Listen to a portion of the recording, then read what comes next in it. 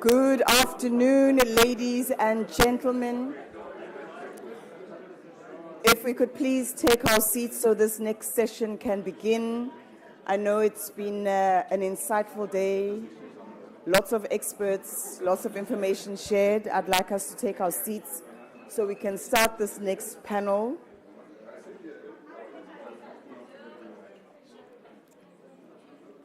My name is Claire Mawisa, and I'll be the moderator for this session. If you've just joined us, hello to you. And if you have stayed from the last session, hello again.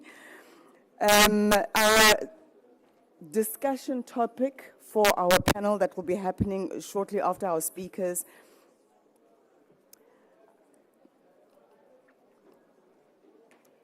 will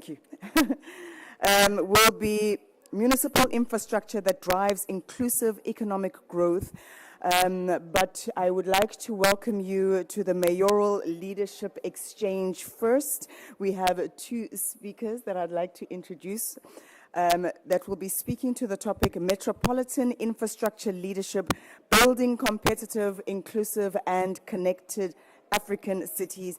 And to talk us through this important topic, ladies and gentlemen, please welcome to the stage our first speaker, Councillor Lucky Sele, Executive Mayor of Mogale City, South Africa.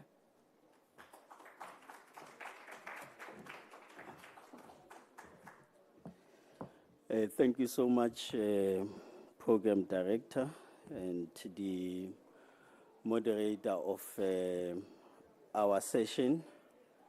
Let me take this opportunity to greet all executive mayors present here, and in particular greet the executive mayor of West City, who is from the same district that I come from the West End.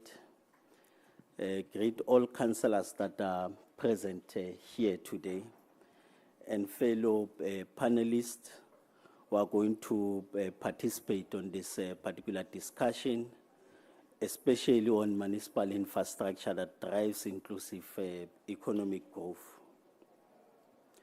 I want to take this opportunity to, maybe as a point of departure, begin with a proposition that infrastructure is not simply about roads, pipes, electricity, buildings, or technology. It's about people. It determines whether people can move, whether businesses can operate, whether communities can access markets, and whether our cities can create opportunities for inclusive economic participation.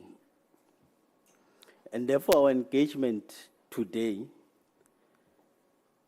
and as this panel is going to discuss, it is correctly described that infrastructure is the backbone of economic development and a critical enabler of growth.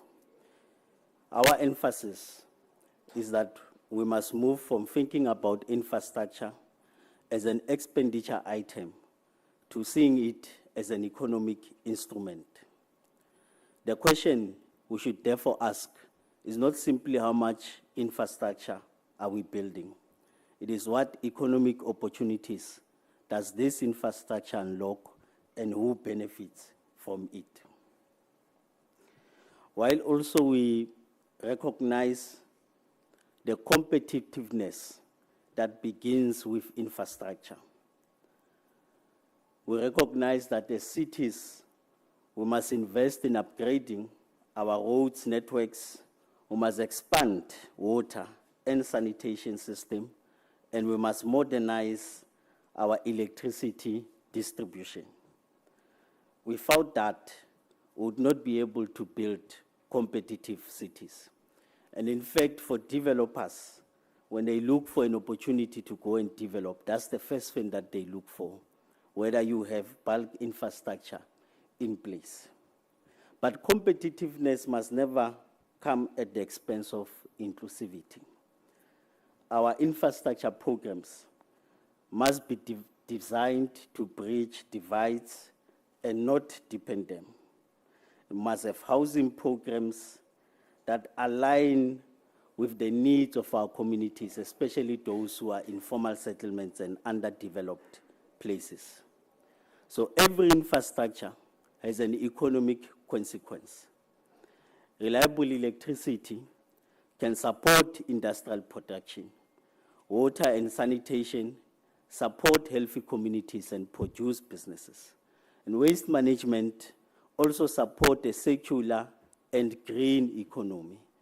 Digital infrastructure connects citizens and businesses to information, services, and markets. For municipalities, this means infrastructure planning must be integrated with economic development planning. We should know where our economic nodes are, where our communities are located, where jobs are being created, and where future investment is likely to take place. This is where the concept of corridors of freedom become important.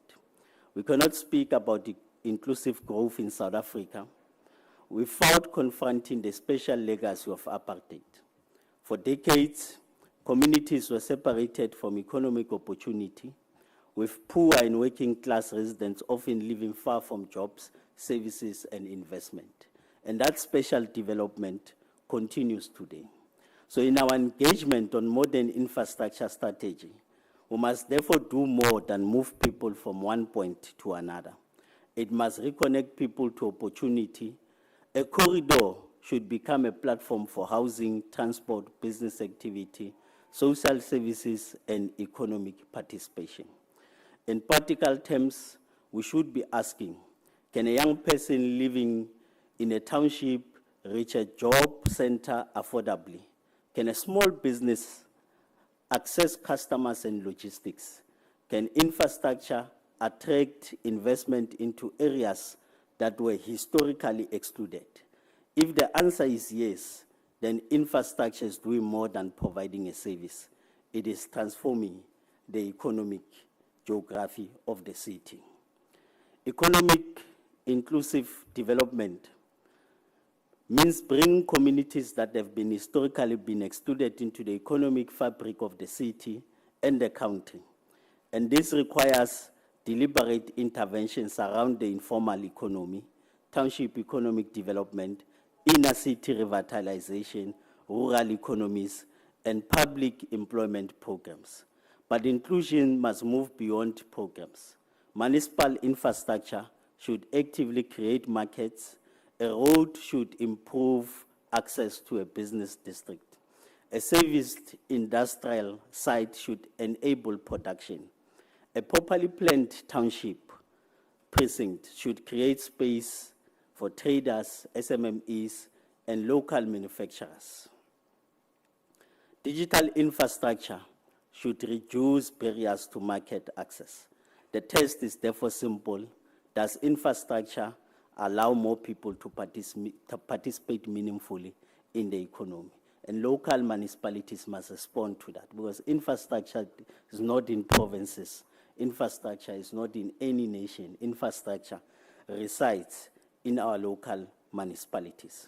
As I move into conclusion, let me conclude by returning to the central proposition that infrastructure must connect people to opportunity.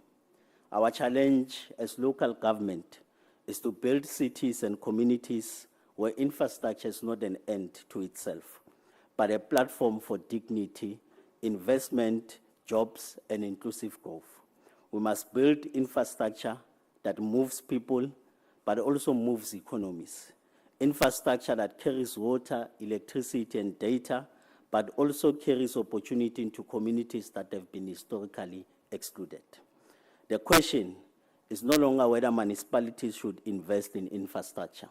The question is whether we're investing in infrastructure that changes economic geography of our communities. So infrastructure must not merely connect places in our discussion here today.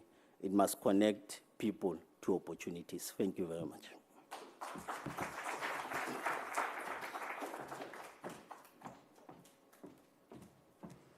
Thank you so much, Councillor Lakisele, Executive Mayor of Mogale City. We appreciate that. I'd like us now to welcome to the stage Councillor Zacharias Unona, Mayor, Republic of Namibia, Windhoek.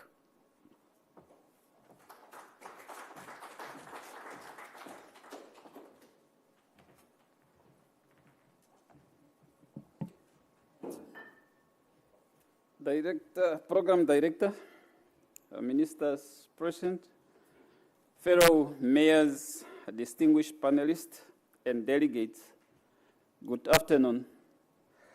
I just want to inform you that from City of Windhoek, I'm actually accompanied by Councillor Dimitri Biekes, who is sitting on the other side,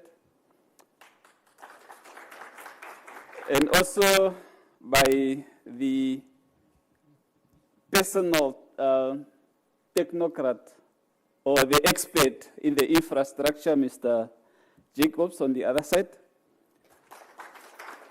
as well as Tulimeo, not Tulimeo, but Tulimevava, who is our external relations in the department, who is actually standing there, because our aim is that to make sure that everything that we are getting here is captured and is not falling down, because we mean business from City of Windhoek side. I'm honored to join this exchange on Metropolitan Infrastructure's leadership, building competitive, inclusive, and connected African cities. This symposium is held at a time when African cities are growing rapidly, placing immense pressure on infrastructure, public services, and municipal budgets. As mayors, we must therefore recognize that the future of our cities will be shaped not only by how much infrastructures we build, but also by how well we connect it. Housing, transport, water, energy, sanitation, and economic development cannot be planned in isolation. Our responsibility is to build integrated, inclusive cities where infrastructures unlocks opportunities, attract investment, create jobs, and improves the daily lives of our residents. When we plan together, our city grows stronger and more prosperous for all. Regional integration is critical to achieve this objective, as no city or country can address infrastructure development challenges in isolation. Through SADC, we have an important platform for strengthening cooperation in infrastructures, trade, transport, energy, water, technology, and skill development. Stronger regional infrastructures network can improve the movement of people, goods, services, and investment across borders, enhancing the competitiveness of our cities and strengthening economic linkage across the region. We should also strengthen South cooperation by learning from cities and countries that face similar development challenges. There is enormous value in sharing practical solutions, technology, expertise, and innovative financing models among developing countries. We should not always look beyond our region for solutions when many of the answers and experience we need already exist within a global south. It is within this context that Windhoek views infrastructures not merely as a collection of assets, but as the foundation of opportunities, connecting people to jobs, businesses, to markets, and communities to essential service. Our experience has shown that constraints can drive innovation. As a water-scarce capital, Windhoek has pioneered direct potable water reuse since 1968, that demonstrating that resilience is built through visionary leadership, long-term planning, public trust, and sustainable investment. A prime example of this is a Horiakap Water Reclamation Plant, WINCOG, a world-renowned facility that has successfully supplied safe drinking water from treated wastewater for over 5 decades, providing that practical, homegrown solution can effectively address severe resources constraints. These lessons extend beyond water, but also to energy, transport, drainage, digital infrastructures. As the responsible government, we must anticipate risk and invest. Districts with national markets and regional trade corridors. Its surrounding fertile agricultural land provides an important foundation for food production, agro-processing, and trade. This presents us with an enormous opportunity to build stronger links between farmers, markets, transport infrastructure, processing industries, and regional consumers. But agriculture cannot thrive on its own. It requires reliable roads, markets, energy, water systems, storage facilities, digital infrastructure, and climate-resilient logistics. As climate change brings increasingly unpredictable rainfall, flooding, drought, and other weather extremes, our infrastructure must become more resilient if our agricultural economy is to remain productive. Lilongwe also has a unique environmental character. We are proud to be a green city with important green spaces, wetlands, and natural water sponging areas associated with the Lilongwe and Lingadzi rivers. These natural systems are not simply beautiful features of our city. They are part of our climate infrastructure. Our wetlands and water sponging areas help absorb and regulate stormwater, reduce flooding, and support urban ecosystems. Protecting them is therefore not only an environmental responsibility, it is an investment in this resilience and safety of our city. As Lilongwe expands, we must ensure that development does not destroy the very natural systems that protect us. Our vision must be one where urban development and nature work together, rather than compete against each other. Ladies and gentlemen, one of the challenges facing rapid growing cities is waste management. But we believe that waste should not only be seen as a problem, it can also become an economic resource. Lilongwe is exploring and advancing initiatives around waste to power and waste to manure. Waste to power has the potential to contribute to addressing our energy challenges by converting municipal waste into useful energy. At the same time, waste to manure can help us return organic matter and nutrients to our agricultural soils.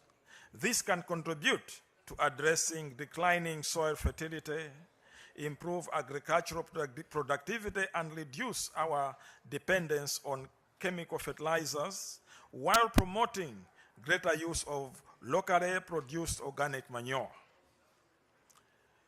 Waste from our cities can become energy for our communities and nutrients for our farmers, for our farms.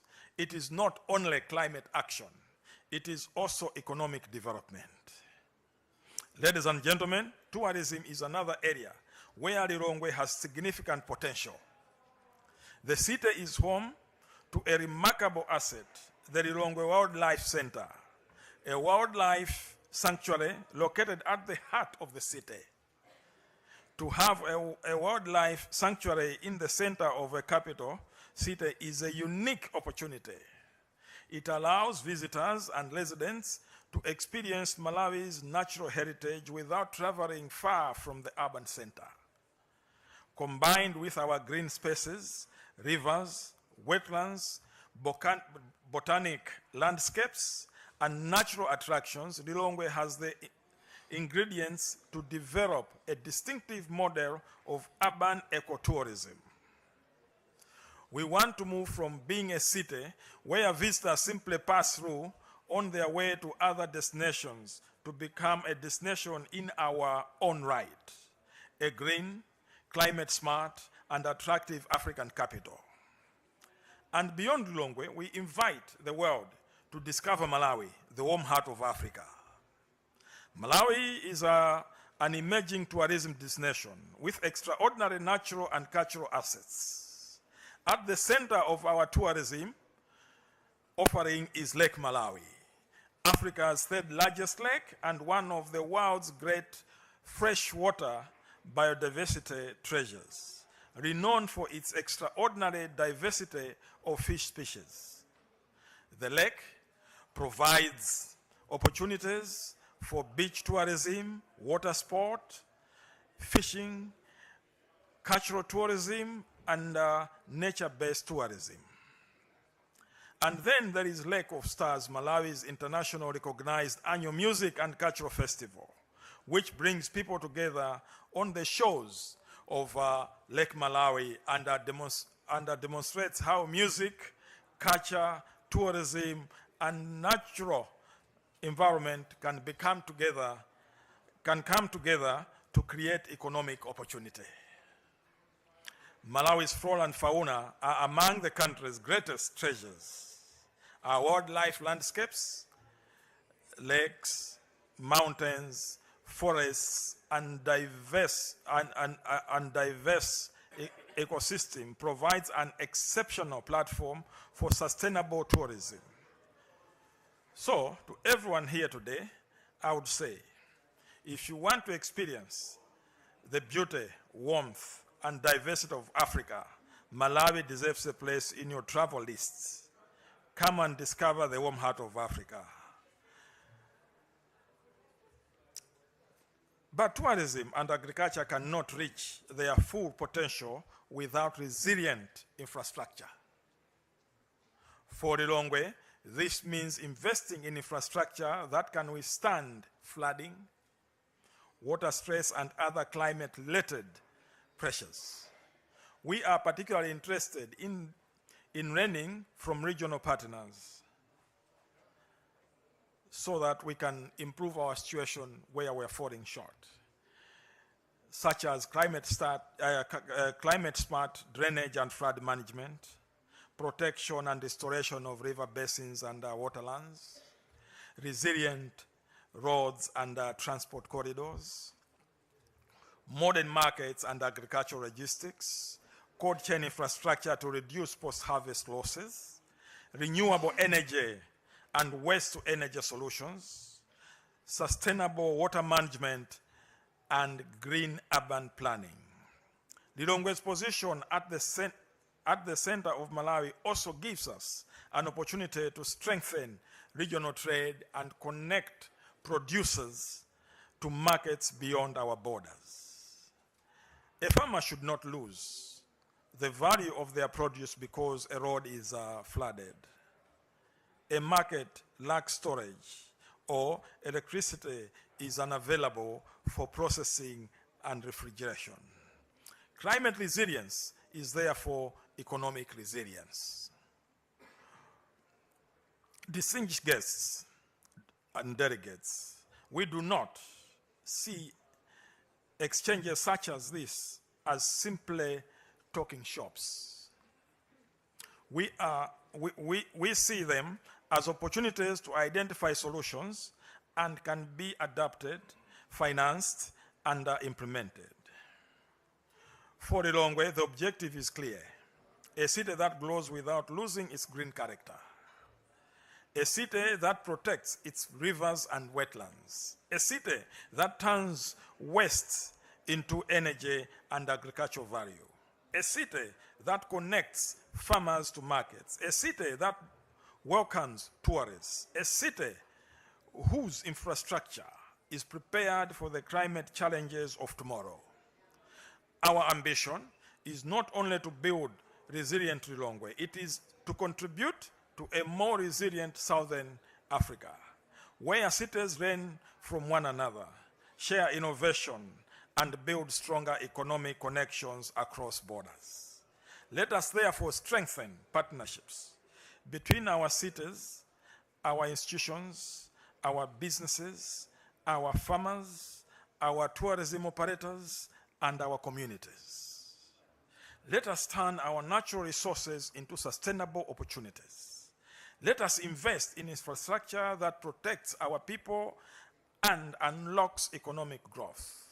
And let us ensure that the development we pursue today leaves behind a healthier, greener, and more prosperous region for generations to come.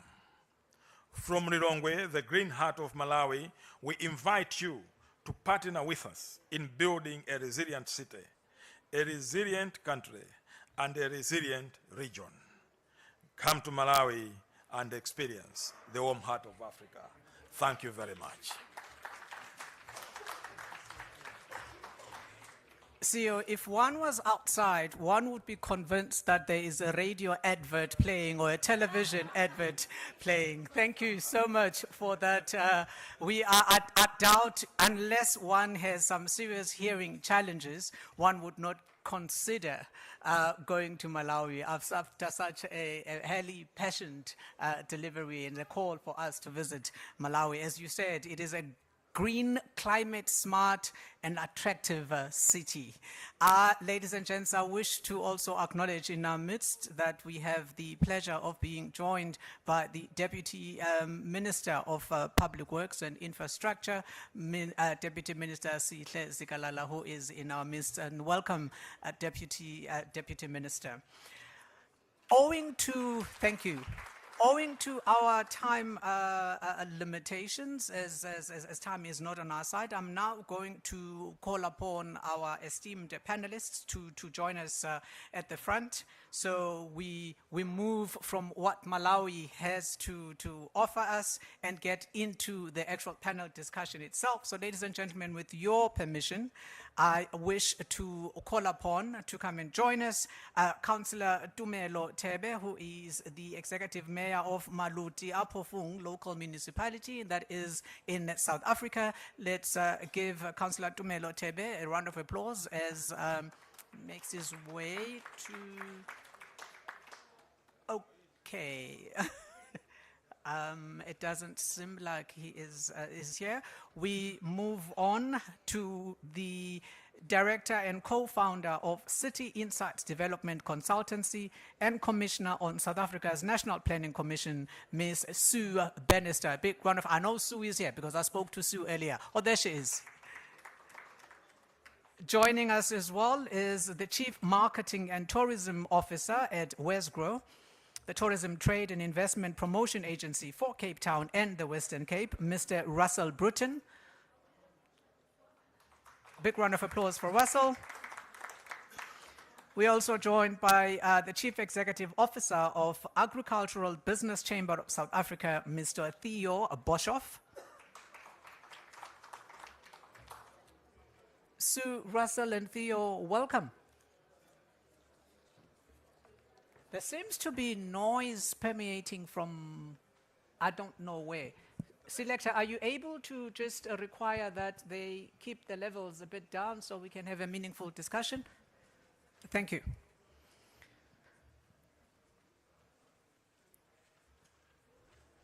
Theo, we're going to start off with you. What would you say are the biggest gaps in road, rail, and airport connectivity between agricultural production areas, tourism destinations, and major markets today?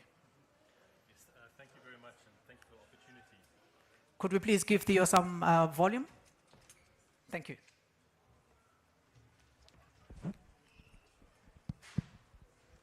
There we go. Thank you very much, Edie, and thank you, colleagues, for the opportunity.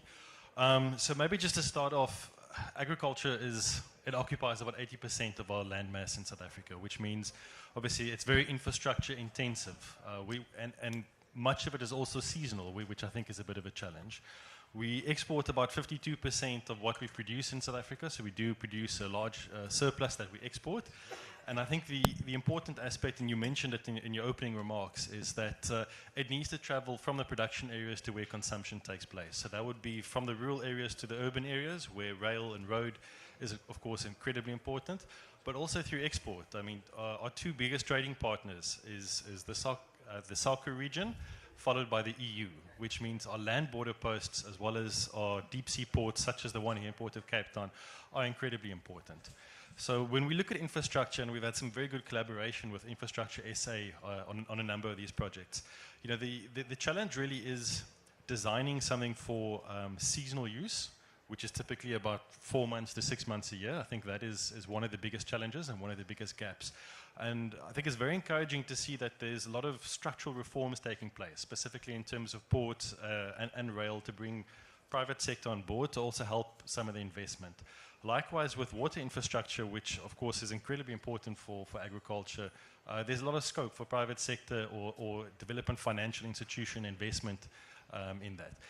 I think one of the critical challenges we sit with an aspect such as road is that it's common use infrastructure. For rail, for instance, you can have tariffs that you can realize back. So you can ask a development finance institution or even private sector. For the water infrastructure, there's a very well-developed cost recovery mechanism, so there's a clear case to be made. Roads is incredibly complex because it's common use infrastructure, so one looks at it as an investment, but it's about mitigating loss. Mitigating losses by a lot of the agribusinesses and private sector that do get involved, but you're not going to get any of your funding back necessarily.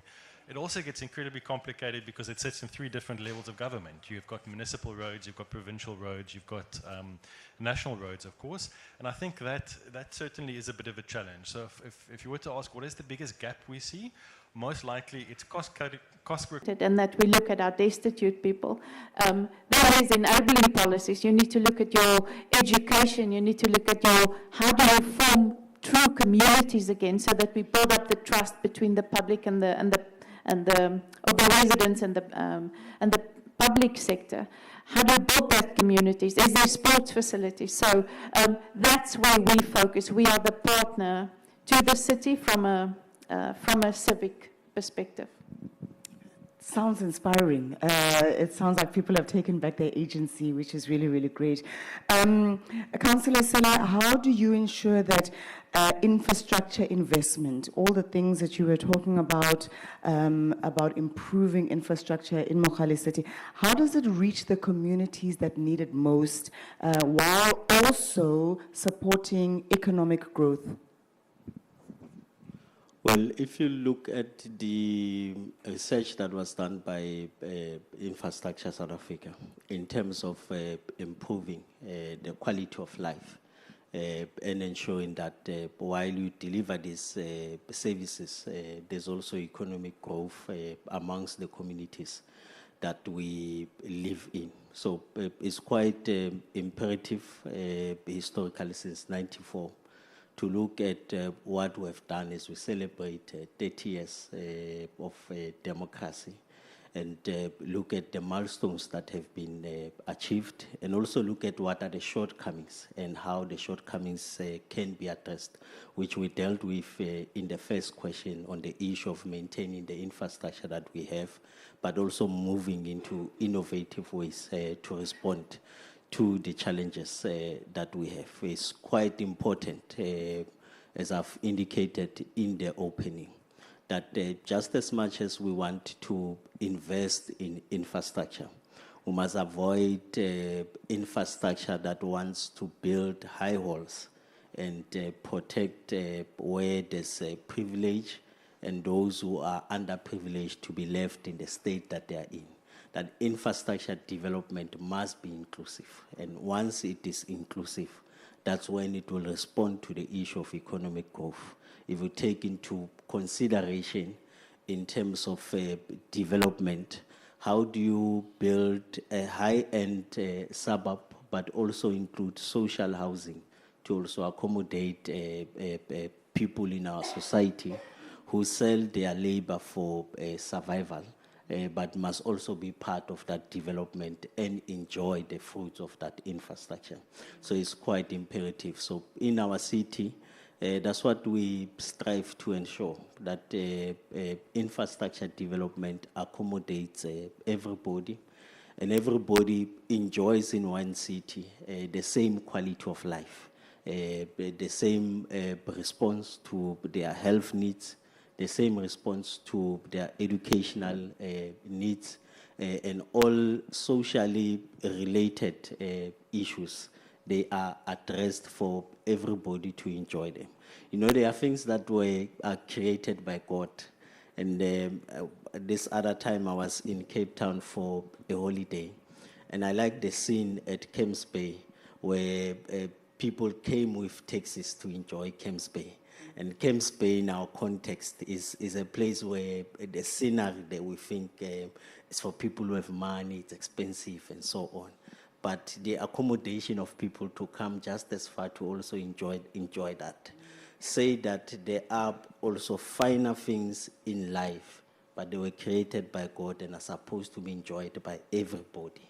And when you deal with issues of infrastructure and economic growth, I hope we have that at the back of our mind, that we must be inclusive and ensure that all our communities enjoy and reap benefits of that infrastructure development.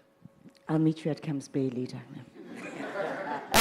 Ms. Mabuza, how much does reliable municipal infrastructure influence South Africa's ability to attract and retain investors? Reliable infrastructure systems are critical to whether it's attracting investors or keeping them in the country, keeping them invested in the country. It's critical for us to understand the role and impact of reliable.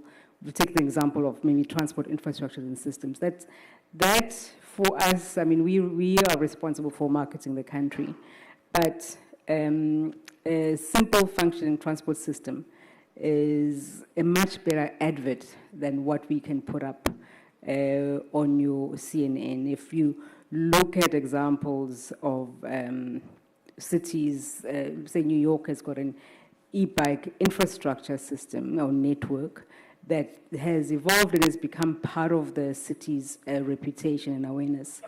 That for the average tourist, I suppose, that really works well. But then you have other cities that are geared around really attracting investors, and they're so focused in that resolve that they become top of mind for investors. So, and the key thing that investors look for, and we all know it. I mean, if you want to invest into a specific market, do you check what's the cost of electricity? It's an important question that is currently being debated right now, even by our country and our government.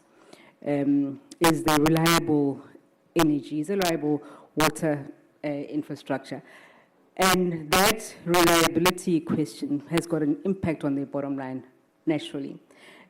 So investors look at that picture holistically, but the important thing for us to consider, I think the executive mayor touched on it, is the impact also that it has in the overall ecosystem in terms of job creation.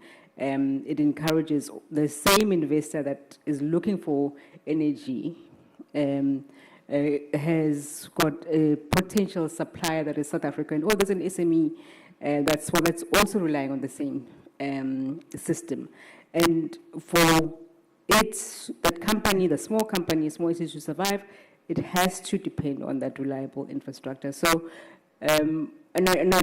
to be honest, I feel that the South African municipalities, whether it's cities, are quite conscious of that, and there are efforts being made to invest in infrastructure, from whether it's the airports or the ports where ships go out, or road infrastructure, whatever it may be, and other systems that support it. There is a really big focus on turning things around, ensuring that communities are well connected, but then also then investors that come into the country also are well serviced through our systems. Thank you. Dr. Sutcliffe, what would you say are some governance changes that could significantly improve municipal infrastructure delivery? Well, certainly some have been introduced on the consequence side. So in other words, nowadays, auditors, for example, get involved, and if they say the municipal manager has not done X and Y, they should be held liable for that. So I think we've dealt with the consequence side more. We're not doing enough on the competency side and the certification side. Just on a project that the minister had announced the other day in looking at collapsed buildings, where you have 4 buildings that collapsed, killing, one of them was over 11 workers in the building. And that's a classic instance where it was both the private sector not even submitting plans on the one hand, and then the public sector seeing these things going up and they did nothing about it, which just suggests that you don't have a united community dealing with these issues, as well as officials who are often not competent or certified to deal with that. So from a governance point of view, we've got to begin to build a different kind of inclusivity. We have ward committees that councils are too scared to give powers to those ward committees, for example. So throughout the country, we have a ward committee in place, but they should be given some powers that they can begin to determine what kind of planning occurs in the area in a much more structural way than happens now. So there are governance issues that the legislation is there, but it's not being implemented, because legislation was developed in a very inclusive way to argue there has to be community involvement. Transparency has to be an issue. As I'm now in the private sector largely, and you apply for tenders, and you, by far the best and most functional tender and the cheapest price, and you appeal the bid, and a year later you finally get a note to say that you were right, there was corruption involved, but nothing happens to anyone. You try and appeal a bid today, and that should just be standard. The moment any bid, doesn't matter whether it's 30 Rand or 100 million Rand, every detail of that should be immediately publicly available. The courts have ruled on that, but municipalities and government as a whole don't do that. So the governance changes are not ones that you need more laws. We have incredible laws, and we have incredible products. I mean, no one talks about municipalities actually providing free basic services for anything from 5 to 8 million households every month. There's plenty of negative things. If we look at the degree to which we've provided sanitation, provided water, it's now well over 90%. But the point is that we're not sustaining that. We're not maintaining it enough. And the National Treasury have to get their act together and give more money to municipalities. You can't have 8% of the budget going to where the real developmental needs are. So it's all about making sure that there is that will to do things and to understand that our society depends on every municipality being developmentally efficient. We've got provincial and national government who are good at compliance, ticking the boxes. We've got an AG that ticks the boxes the whole time and forces mayors like you on my right-hand side, who has to have X number of council meetings. But all the good things that they do are not measured. But now we measure how many reports we have about housing, and we don't measure how many houses we're building. A really important part is the supply, which is I suppose, the very point of this conference. It's the infrastructure, the enabling systems that will make that tourism economy inclusive and sustainable, and make sure that it has the impact that it needs to have. So when I talk about tourism supply, it's around the mobility, the access points into communities. It's the products themselves that are community-led, that are authentic. It's the ability to make sure that a visitor who does come to Cape Town does have the ability to go somewhere to the Karoo, and there's accommodation to stay there, and they can have a positive experience. Specifically when it comes to sustainable tourism, one of the key insights that we are picking up, and it's now well recorded in all global trends around global tourism at the moment, is that international visitors, and it's true of domestic visitors, want authentic experiences. That is the world that we now operate in. It's not enough just to go sightseeing. You want the human connection. You want to feel part of the community that you're in. And that's the demand that's really driving tourism across the board. And so what we have in abundance is that warmness, that spirit, that culture, the Ubuntu-ness that can really make us stand above many countries and regions around the world in terms of how we offer that. Now, to the question of offering it sustainably, there's been various models that, that have been looked at around the world. New Zealand, for example, has a strong focus on value over volume. They're a small country relatively and very strong nature-based value proposition. They've put a big emphasis on value. So trying to get, instead of just getting numbers, trying to get the value of the tourist, where they spend their money, how they interact to be strong. A country like Singapore, obviously a very significant economy, they leverage technology in a very integrated approach that even though they have the volume, because it is a very significant air hub, but you're able to move around the communities and around the attractions in a very seamless way because technology allows you to manage it in an integral way. So I think technology will be key. Overall, though, I think nature-based attractions is what we have as a strong value proposition. Protecting those will be key because it's part of our brand.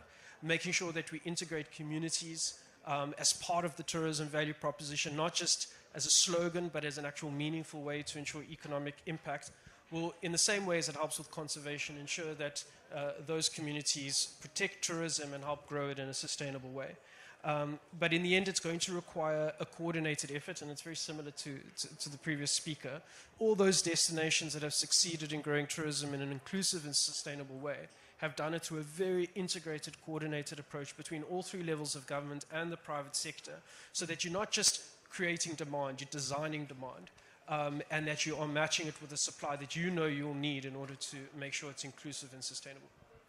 You mentioned nature value as the proposition and as something that the average tourist is now gravitating towards. But I'm now going to throw this one back at you, Sue. If you're talking nature value, you then have to look at which green infrastructure and climate resilient planning approaches then are necessary to ensure that he is able to provide this nature value tourist destination. Even as low-hanging fruits, Yeah. what we could be doing, and this is not only for Cape Town, by the way, it's just, the continent as a whole. I would imagine there are those that we could just tap into whilst we are working towards the bigger, complex ones.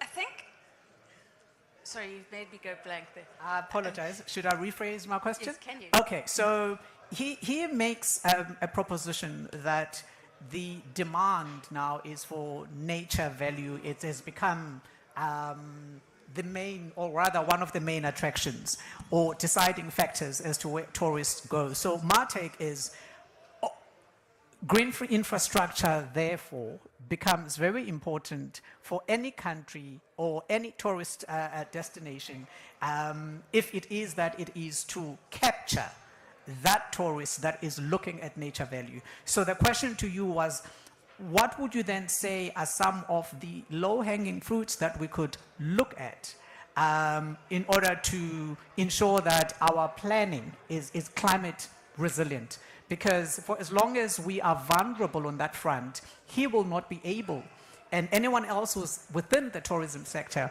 will not be able to bring those tourists into the country. Yeah. Okay. So I think, in theory, good planning should include factors such as resilience and climate sensitivity and making sure that you factor in disasters and flooding and that kind of thing. It should be part of it. But the thing is, we're not planning for a blank canvas. We have what we have, and we have to plan on top of it. I mean, we have a dark history, and we've had to try and find ways to overcome that. And I think that what we find and what we know is that it takes time.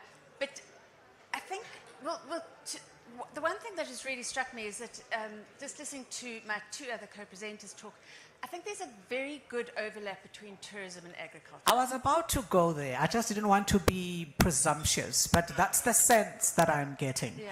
And in my view, these are also sectors that don't necessarily, I could be wrong, but it strikes me as though you don't necessarily engage that often.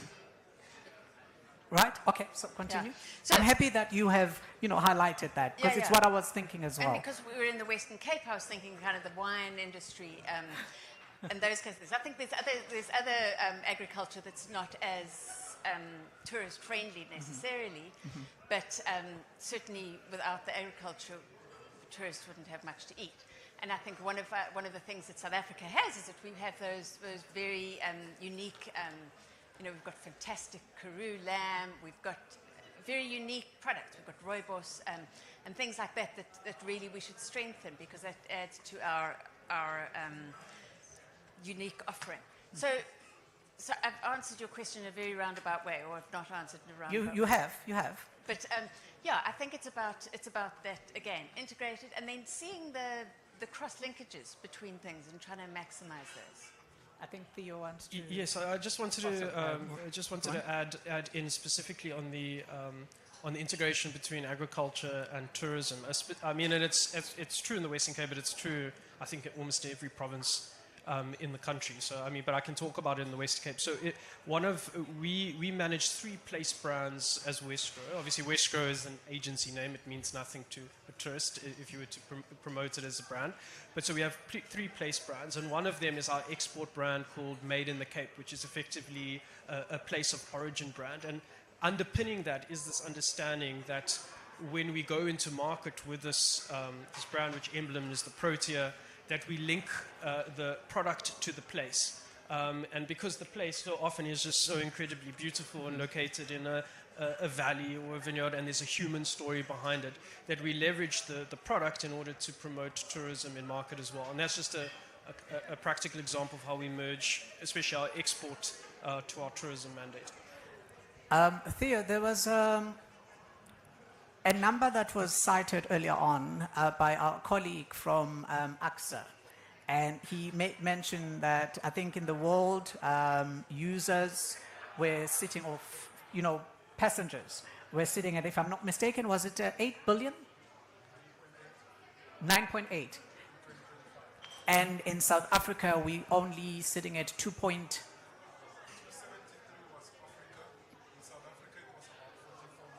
South Africa is sitting at 44 million. That's the number. I would imagine with the respective sectors, there's a contribution, or rather there would be certain changes or tweaks that could be made that would assist us to grow those numbers and be able to get a bigger portion of the market share. In your view, what would be some of those easy tweaks that we should focus on and look at that would also help? Yeah, thank you very much. If I recall, those were passengers arriving sort of and being processed through our airports, or leaving through the airports. Interestingly, last week there was, I think, in phase 3 of the launch of the business-government partnership. Yes. It was announced that agriculture and tourism, were 2 of the sectors. And mining. And mining, correct. That we're looking at intervention. And I think there's a lot of synergy potentially between agriculture and tourism, in the sense that one of the binding constraints, I understand, from tourism is actually air travel and getting more flights coming into South Africa. But to make it economically viable for a lot of the international airlines, the amount of air cargo that leaves South Africa again is also a critical part. So there's been some good, it's still in the early stages, but some good discussions there about how we can potentially look at increasing air cargo leaving South Africa. It always used to be very, very perishable niche products, fresh cut flowers and some of the more perishable fruit. But recently, I know with some of the disruptions we've seen, for instance, in shipping to the Middle East, there's been a lot of meat products being flown out of South Africa, actually supplying the Middle East. So there's definitely synergy in terms of, from the air freight aspect that we can look at. But if I were to look at sort of short, almost easy wins, I would say that our land border post with the neighboring countries is certainly one aspect we need to look at. And that would probably assist tourism as well as it would, for freight and agricultural trade. So those are certainly ones we would look at. Maybe just lastly, one comment, and it's an interesting question you posed earlier about, I'm also not a transport economist or a transport engineer, but we are busy running a pilot project with Infrastructure SA on rural roads. And in our engagements, one of the most interesting graphs that Infrastructure SA showed us is they compared communities with access to all-weather roads versus the poverty index in South Africa. And they are almost exactly the opposite. Wherever communities do not have access to all-weather roads within 10 kilometers, the incidence of poverty is very high and vice versa. So I think that was just a great way to sort of show the catalytic nature of infrastructure to help alleviate poverty and have economic growth. I had asked those questions deliberately as the intention was to once again reveal the catalytic nature of infrastructure and perhaps how we get to unpack and understand what infrastructure is. Because for the longest time, infrastructure has just always been seen from a conceptual point of view. One thinks infrastructure and one thinks buildings. And infrastructure, of course, it transcends to all of those. And it also forces government, it places government in a position now where even the grouping and the clusters that are currently in existence, they have to undergo some kind of rewiring or reconstructuring. And if there's one thing that I truly wish those of us who are here and those who enjoy power more than others, you know what they say about our hands, we're all equal, but some are more equal than others, would really take this issue of planning into heart. That's number one. And also really focus on on having more engagements where the farmer can have a conversation with the tourist and how best do we work on this. And also tapping onto indigenous knowledge systems insofar as climate change is concerned. Because if we are to build these climate safe environments, it's not the first time that the world is confronted by these challenges. And yes, they might be far much more complicated now than they were before. But I think there's value in tapping into the indigenous knowledges. And I think these are conversations that must be on an ongoing basis, for we are all trying to find solutions. I'm now going to throw it back at you just for your own closing remarks. If there's one thing that you wish our wonderful guests who are with us should take from your areas of specialization, what would that be? We'll start with you, Sue. That one burning issue that you've been wanting to express to an audience that has potential to do something about it, that could be the approach. Or it could be that one thing that you've been burning to share with everybody that you find utterly interesting and revolutionary in your field, in your line of work. So you've got options. It's not revolutionary, but my thinking, just hearing Theo talk about poverty and stuff like that, I think I'm very in favor, and I think it's very important that we provide infrastructure for tourism. But I think if we provide good infrastructure for our settlements and communities, for our farmers, the tourism will build off that. I don't believe that we should be providing infrastructure that's only used by tourists, or not, a huge amount of our infrastructure. We must look at improving our basic systems. So, before we build huge, more big stadiums, we need to get our basics right.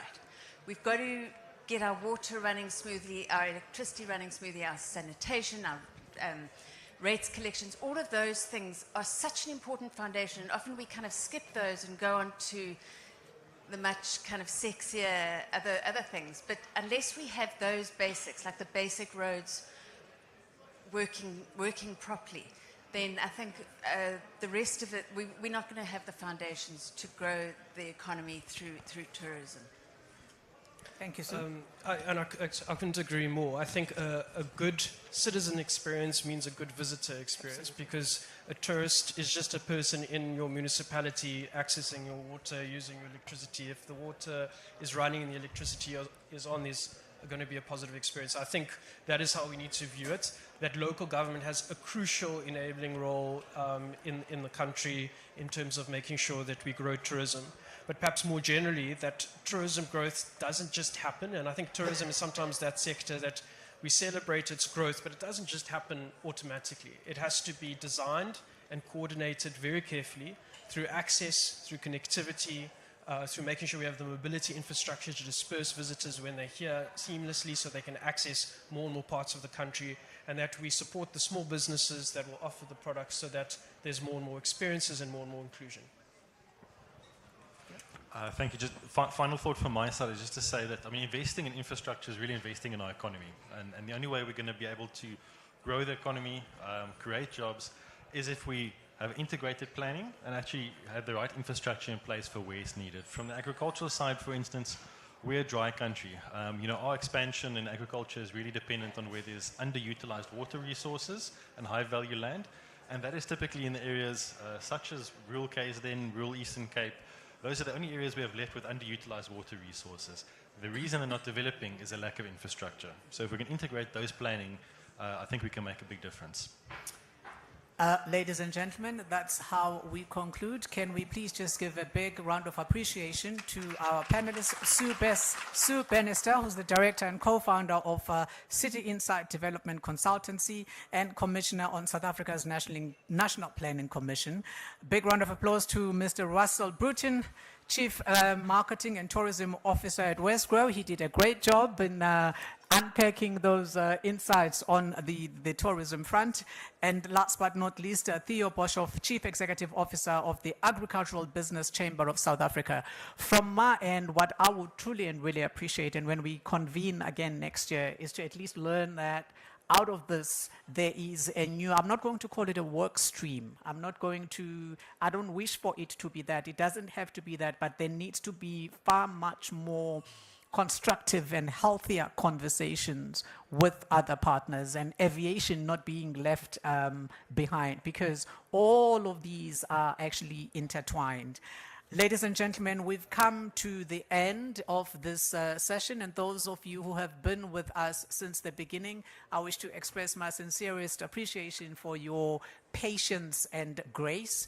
And those who have our 2 panels tomorrow, trust me, we will not run behind schedule. We would run on schedule. It is unfortunate today being the first day was just one of those days. From me, Lupumlo Ngaisa, thank you so much for your grace, and do enjoy the rest of the evening.